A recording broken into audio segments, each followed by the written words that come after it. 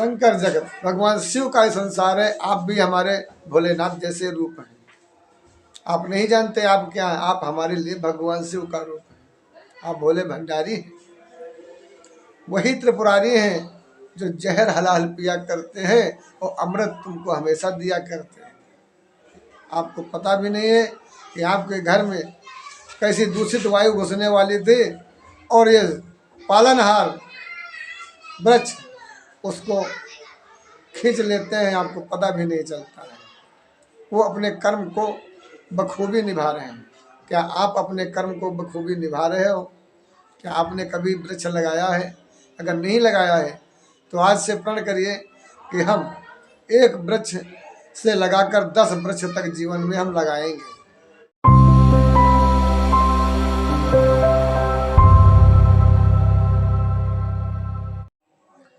नमस्कार, जय हिंद, जय श्री राम। शंकर जगत बंधु जगदीशा, सुर नर मुनि सब नामहि सीसा। जी हाँ, आज हम बात करने जा रहे हैं भगवान शिव शंकर सार में है, अजर अमर अविनाशी। कहाँ नहीं है वो।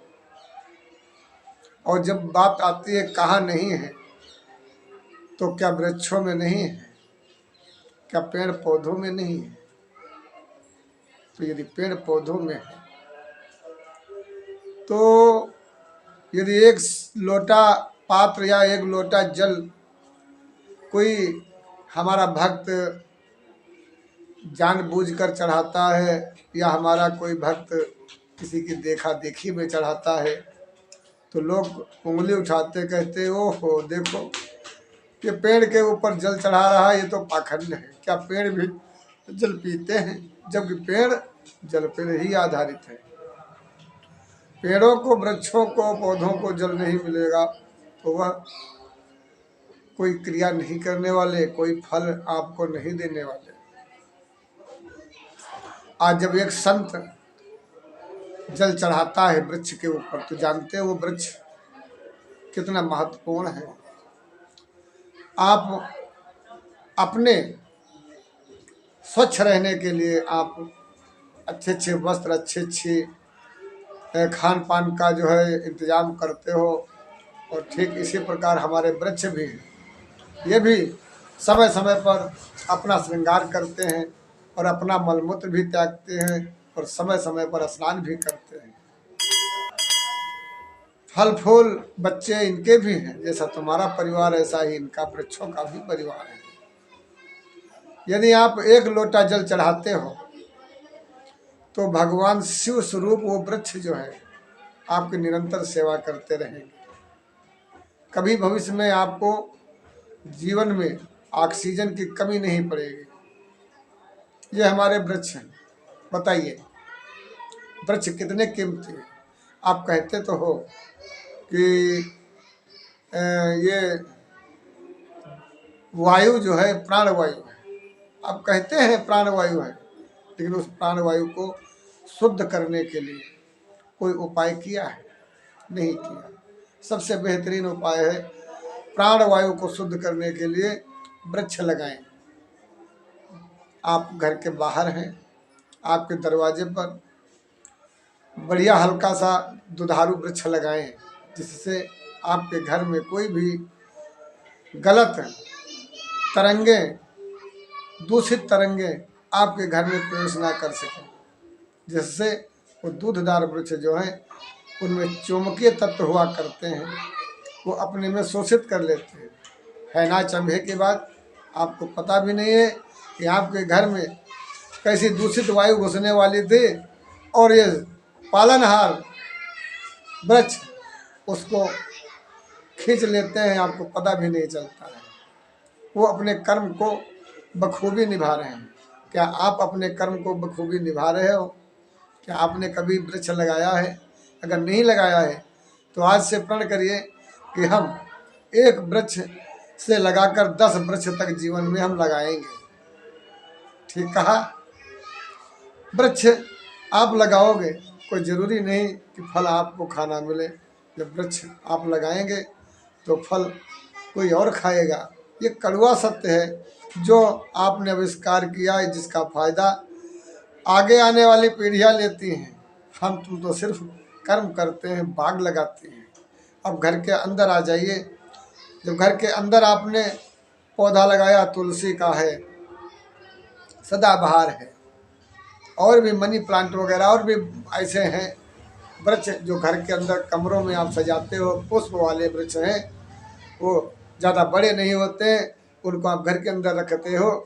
तो घर में जब आप बैठे हो, भोजन पा रहे हो, टीवी देख रहे हो, कोई कार्य कर रहे हो, तो वृक्ष ऑक्सीजन, जैसे आप हमें इस मोबाइल से बोल रहा हूँ और आप तक पहुँचने वाली ये तरंगे जो हैं, ऐसे ही वो एक मोबाइल जैसे एक चुंबकीय तत्व वो पौधे होते हैं जो बाहर से ऑक्सीजन को खींचते हैं और अपने में कन्वर्ट करके वो आपको प्रकाशित करते हैं। इसलिए घर में भी वो पौधे लगाना चाहिए जो घर में किसी प्रकार की दिक्कत ना करें और तुम्हें फायदा पहुंचे। जैसे जरा कुछ की पत्ती लेना है या तुलसा दल की पत्ती लेना है, तो तुलसा दल घर में हो गया कि कहीं मांगने जाना नहीं पड़ेगा। आजकल तो हमारे समाज के अंदर तुलसा दल का काफ़ी महत्व है। चाहे धर्म के आधार पर देखिए तो माँ तुलसा है, और वैसे भी हम लोग सनातन धर्म के हैं, हर जीव को माता पिता और बप्पा मानते रहते हैं। तो क्योंकि यह तो संसार है शंकर जगत, भगवान शिव का ही संसार है। आप भी हमारे भोलेनाथ जैसे रूप हैं। आप नहीं जानते आप क्या हैं, आप हमारे लिए भगवान शिव का रूप है। आप भोले भंडारी हैं, वही त्रिपुरारी हैं जो जहर हलाल पिया करते हैं और अमृत तुमको हमेशा दिया करते हैं। यही हाल हमारे वृक्षों का भी है। जो आप ऑक्सीजन लेते हो, जो आप कार्बन डाइऑक्साइड छोड़ते हो, जो ऑक्सीजन लेते हो, वो ऑक्सीजन आप लेते हो कहाँ से मिलती है? उन वृक्षों से मिलती है। वो जिनको आपने लगाया है या जिनको किसी ने लगाया है, वो वृक्ष। आप कहते हैं हम किसी का कुछ लेते नहीं है, हमने जीवन में कभी लिया नहीं किसी का। आप तो भरपेट जो है ऑक्सीजन लेते हो। फिर ये वृक्ष किसने लगाया? किसी ने तो लगाया था, तभी तो उसकी ऑक्सीजन आ रही। अब इसका आप बदला देना चाह रहे हो तो उससे दूने वृक्ष लगाओ। जब दूने वृक्ष लगाओगे तभी उसका भरण हो पाएगा और आपका जीवन भी धन्य हो जाएगा। जब खाली जगह पड़ी है जहाँ पर कोई जिसका महत्व नहीं है, वहाँ पर बेड वृक्ष लगाओ, पीपल के वृक्ष लगाओ, बरगद के वृक्ष लगाओ। ऐसे वृक्ष लगाओ जो दुधारू हैं और तुम्हारे पत्ते भी काम आते हैं, फल भी काम आते हैं। खाली ज़मीनें पड़ी हैं, आम के वृक्ष लगा दो, आंवला लगा दो, अनार लगा दो, अमरूद लगा दो। अपने खाली जगह पड़ी है घर मकान में, कहीं भी फलदार वृक्ष लगाओ। देखो पूरा भारत हमारा फल से लद जाएगा। लेकिन नहीं, यहाँ तो लोगों के पैसे हैं, पैसे से खरीद लेते हैं बेचारे बागवानी। तो क्या करें, वो अकेले कहाँ तक पूर्ण करेंगे पूरे भारत को? तो हर व्यक्ति का धर्म है, हर फल फूल अपने दरवाजे मोहरे और खाली जगह चीज़ों पर लगाओ।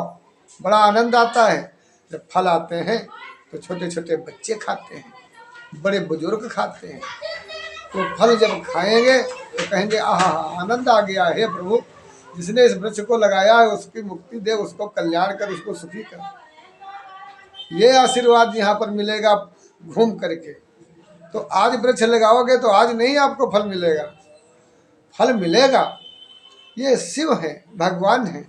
तो जब आप कार्बन बन फेंकते हो, जब आप कार्बन फेंकते हो, उस कार्बन को वो जहर हो जाता है। वो जब जहर को कोई नहीं लेता है, ना तो उसे जानवर लेता है, ना उसे कोई इंसान लेता है। उसे कौन लेता है? और ना कोई देवता लेता है। उसे कौन लेता है? अगर है कोई हला हल पीने वाला तो हमारे ये वृक्ष लेते हैं। मैं अहम ब्रह्म द्वितीयो नास्ति न भूतो न भविष्यति। अर्थात भगवान शिव के समान कुछ नहीं है। वृक्ष है, वो शिव का ही रूप है। तो शिव के समान कुछ नहीं, जो आप देख रहे हो वो शिव है, सभी शिव में ही। और जो इस चीज़ को नहीं मानते हैं, तो अब हम उस समाज से हट करके और एक अलग समाज के द्वारा जो सनातन धर्म का असली सनातन धर्म का मूल है वहाँ से हम बात करते हैं। क्योंकि सनातन धर्म को हम देख रहे हैं मजाक, काफ़ी लोग मजाक इसका बनाते हैं और इसको बदनाम करने के लोग कोशिश करते हैं, लेकिन इसका पालन नहीं करते। हमारे प्रभु श्री राम, जहाँ राम राज्य का एक घोषणा हो चुका है, जहाँ वहीं पर कुछ लोग इसे नहीं मानते हैं लेकिन जब से राम राज्य हमारा हुआ है तब से हर व्यक्ति सुखी है। लेकिन गरीब तो उसके भाग्य खुल गए, जैसे कोई भगवान शिव का रूप आ गया हो, जिसने दिन रात कहा हे भोलेनाथ हमारे बच्चों को भोजन दो, राशन दो। तो ये मानव रूप में भगवान शिव, आप जैसे अच्छे कर्म करेंगे तो भगवान शिव जैसे आप, कोई भी वृक्ष है वो भगवान शिव का रूप है। आपको फल देता है, आपको पत्ते देता है, क्या नहीं देता आपको। आप वृक्ष लगाते हो आपको छाल देता है। नीम का वृक्ष लगाया आपको औषधि देता है। कटहल का वृक्ष लगाया आपको जो है सब्जी देता है। अनार का वृक्ष लगाया आपको जो है फल देता है। और फिर जब आपने आम का वृक्ष लगाया तो आपको आम का मिले, उसके बाद पहले आपने कच्चा आम, ध्यान दीजिए, एक वृक्ष आपको क्या देता है। आइए हम इसको दूसरे पार्ट में दर्शाते हैं। घंटी बजाए, सब्सक्राइब करें और आशीर्वाद दें। हमारे इस यूट्यूब को खूब चले और सत्य पर आधारित हम जो भी घटना होगी वो हम सुनाएंगे। हमारी वाणी कोई पकड़े ना, यही आशा है, क्योंकि मैं गलत नहीं बोलता हूँ। जो भी मैं बोलता हूँ सत्य के आधारित बोलता हूँ, सत्य बोलता हूँ। इसलिए अगर हमारे किसी भी वीडियो में आपको कुछ गलत लग रहा है तो आप हमें क्षमा करें और उन शब्दों को निकाल सकते हैं और आशीर्वाद देकर हमें उस पद पर पहुँचाए जहाँ सभी लालायित रहते हैं। ओम नमो नारायण। जय हिंद, जय श्री राम।